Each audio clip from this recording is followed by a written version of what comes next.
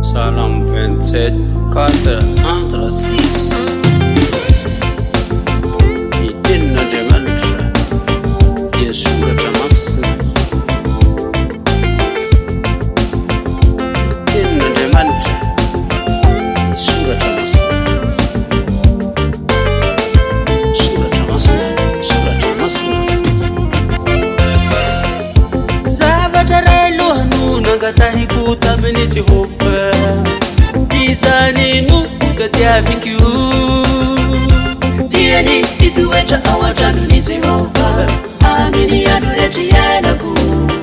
Ahofaly mijeriny mahasoavany Jehovah sy mandinika ny demoniny.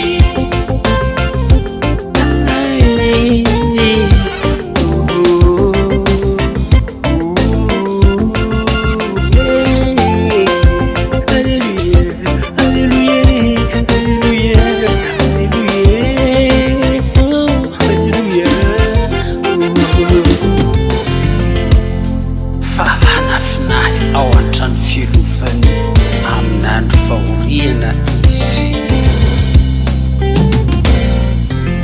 hampiry ahy amin'ny firena ao andainy izy.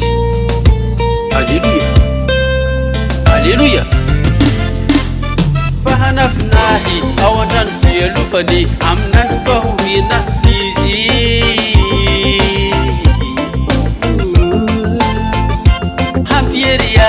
amin'ny firena ao andainy izy, anandratra eny ambony vatolamby izy.